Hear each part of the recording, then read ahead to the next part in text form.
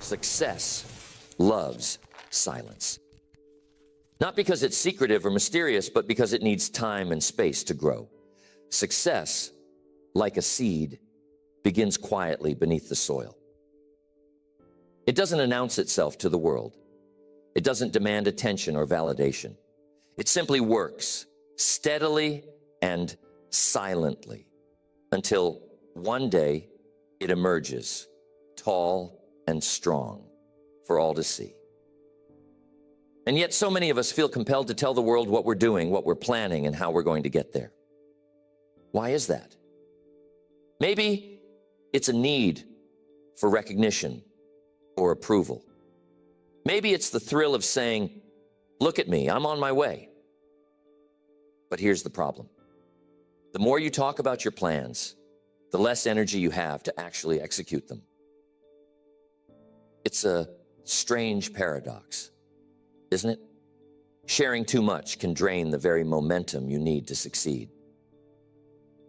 In my years of business and personal development, I've seen this play out time and time again. People with grand ideas and noble ambitions, ideas that could change their lives, talk themselves out of the very thing they set out to do. How? By telling too many people too soon. They expose their dreams to the cold winds of doubt, criticism, and distraction. And before they know it, the fire they once felt has burned out. So today I want to share with you the philosophy of keeping your plans close to your chest, not out of secrecy, but out of wisdom. We'll explore how to cultivate a mindset that values action over words, focus over fanfare, and results over recognition. Because at the end of the day, it's not what you say you'll do that matters. It's what you actually accomplish. Keeping your plans to yourself can be so powerful. There's the subtle relationship between intention and action. Think about it. Every time you share your intentions, your goals, your dreams, your plans with others, you're releasing a bit of that energy. You're giving away a part of the fire that fuels your actions. And in many cases, that fire is better kept contained, stoked in the quiet of your own mind, rather than exposed to the world too soon. One reason is simple. When you tell people what you're going to do, you create an illusion of progress. You say, "I'm starting a new business," or "I'm going to lose 20 pounds. And the people around you nod and smile, maybe even clap their hands in encouragement. It feels good, doesn't it? That sense of approval, that validation. But here's the danger. The mind can mistake that approval for accomplishment. You haven't actually done anything yet, but you've already tasted a little bit of the reward. And what happens next? The urgency to act diminishes. The fire cools. The dream that once seemed so vivid, so full of possibility, starts to feel like something you've already achieved in your mind. So you settle into a state of comfort, and the action, the real, difficult work that makes the dream a reality, gets postponed. This is how dreams die in the cradle of good intentions. Now, some might say, isn't it good to share your plans? Doesn't it keep you accountable? Well, accountability has its place, but only with the right people and at the right time. You see, not everyone who listens to your plans will understand them. Some will question your motives or doubt your abilities. They might not say it out loud, but their skepticism will hang in the air like a shadow over your ambition. And if you're not careful, that shadow can creep into your own thinking. Suddenly, you're second-guessing yourself. You're wondering if they're right, if maybe your idea isn't as good as you thought it was. Now, I'm not saying you should never share your ideas. No, that's not the point. The point is to share selectively, thoughtfully, and only when the time is right. You need to protect your vision in its early stages, like a gardener protecting young plants from frost. Share your plans with people who will nurture them, not trample on them. Seek out mentors or close friends who genuinely want to see you succeed. But even then, keep the details to a minimum. Don't let your ideas become a spectacle before they've had a chance to grow. Here's another thing to consider: the element of surprise. There's a certain power in doing the unexpected, in letting your results speak for themselves. Imagine this: you've been quietly working on a project for months, maybe even years. You haven't said a word about it to anyone outside your trusted circle. And then, one day, you unveil it to the world. A finished product, a completed goal, a shining achievement. The impact is far greater than if you'd been talking about it the whole time, dropping hints and previews along the way. People will marvel at what you've accomplished because it came out of nowhere. It's a reminder that action is always more impressive than words. Years ago, I knew a young man who wanted to start his own business. He was full of ideas and enthusiasm, and he couldn't wait to tell everyone about it. At every opportunity, he'd go on and on about his plans, what he was going to do, how successful he was going to be, how his life was about to change. People listened politely, but over time they started to grow skeptical. Why? Because months went by and nothing happened. The more he talked, the less people believed in him. And eventually, he stopped believing in himself. Contrast that with another man I knew, a farmer from the Midwest. He had a vision to turn his small family farm into a thriving enterprise. But instead of talking about it, he simply got to work. He read books, studied successful farmers, and quietly implemented new techniques. He didn't announce his plans. He let his results do the talking. And when the time came to sell his crops, he shocked everyone with the quality and quantity of his harvest. People asked, "How did you do it?" And he simply smiled and said, "By working when no one was watching." You see, there's a lesson in that. The less you talk, the more time and energy you have to act. The less you seek validation, the more confidence you build within yourself.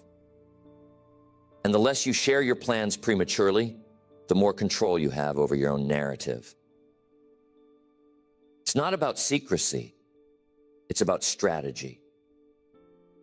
It's about knowing that your dreams are worth protecting and that your actions will always speak louder than your words.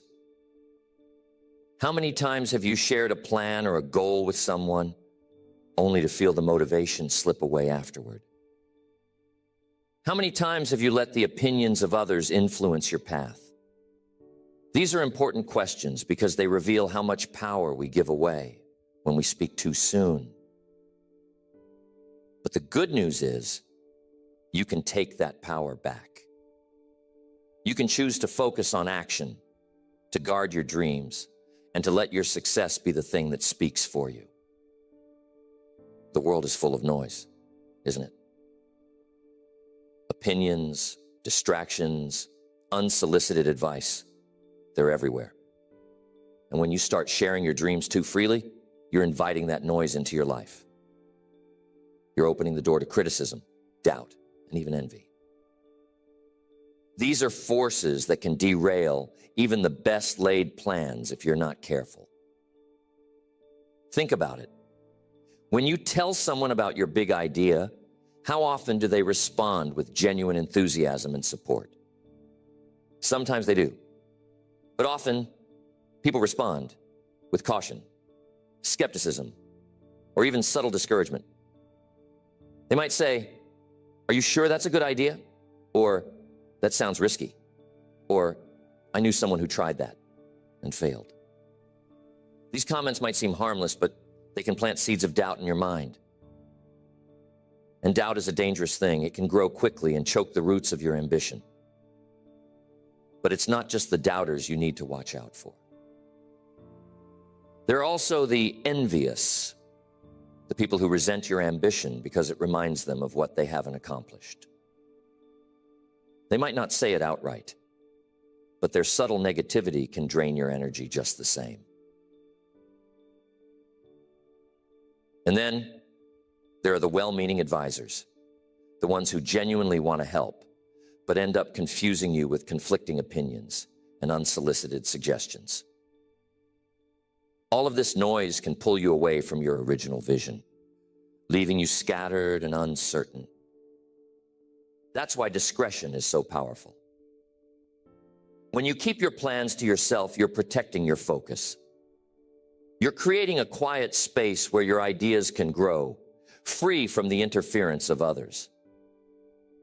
It's like building a greenhouse for your dreams, a place where they can flourish in the right conditions until they're strong enough to face the elements. It's important to start building momentum. Momentum is a precious thing. It's the forward motion you create when you take consistent, purposeful action toward your goals. And here's the key. Momentum thrives in silence. When you're focused on doing the work rather than talking about the work, you build a rhythm. Each small step you take reinforces the next. And before you know it, you've made significant progress. But when you start talking about your plans prematurely, you disrupt that rhythm. You shift your focus from action to explanation, from doing to justifying. And every moment you spend explaining yourself is a moment you're not moving forward. It's like trying to drive a car while constantly stopping to show people where you're going. You lose speed, and worse, you lose the sense of purpose that comes from staying in motion. I want to share another story with you, one that illustrates the power of momentum and discretion. There was a friend of mine who decided to write a book. It was a lifelong dream, and he was determined to make it happen. But instead of announcing his plans to the world, he quietly set a goal to write 500 words a day, every day, until the book was finished. He didn't tell anyone what he was doing, not even his closest friends. He just worked day after day in silence. Months later, he finally shared it with a small circle of trusted people.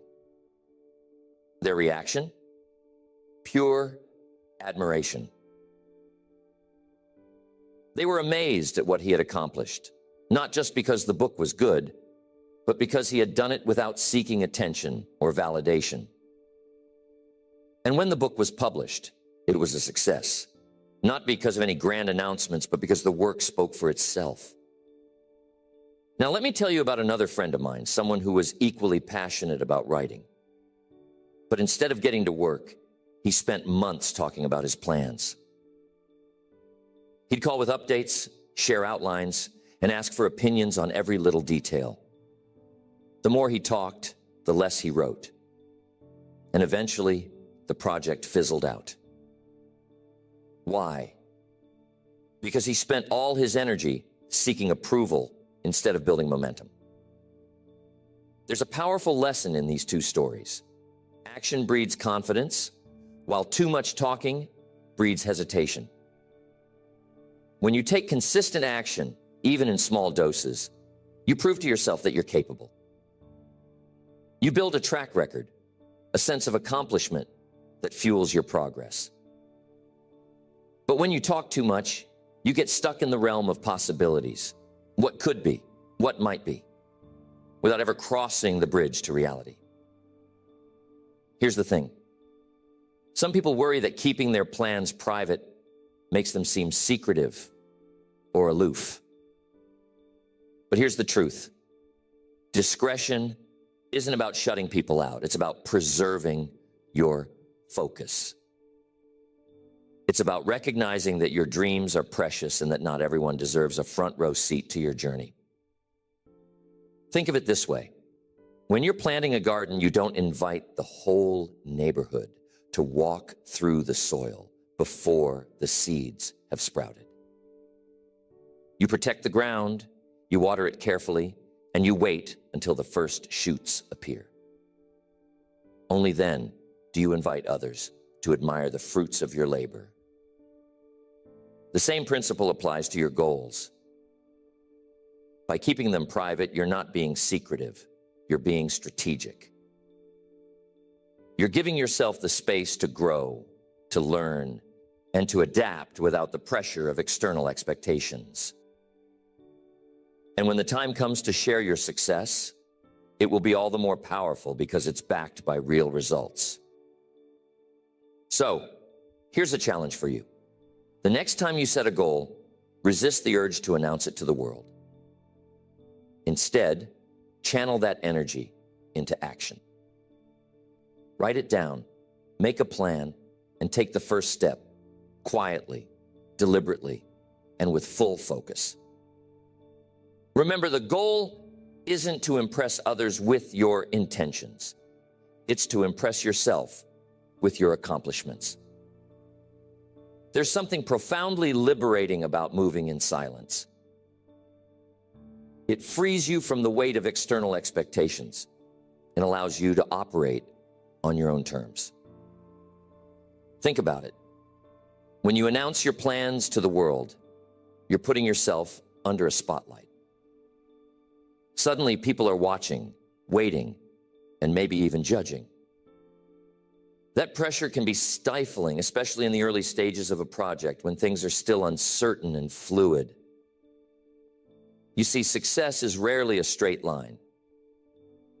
It's a journey of trial and error, of taking 2 steps forward and 1 step back. And when you're under the public eye, those setbacks can feel magnified. Every misstep becomes a potential point of criticism, every delay a source of scrutiny. But when you keep your plans private, you give yourself the freedom to fail quietly, to learn from your mistakes without the added burden of outside opinions. This is why discretion isn't just a strategy. It's a gift you give to yourself. It's a way of creating a safe space where you can experiment, grow, and refine your ideas without distraction. And here's the beautiful thing. When you're not seeking approval or validation, you become more connected to your own instincts.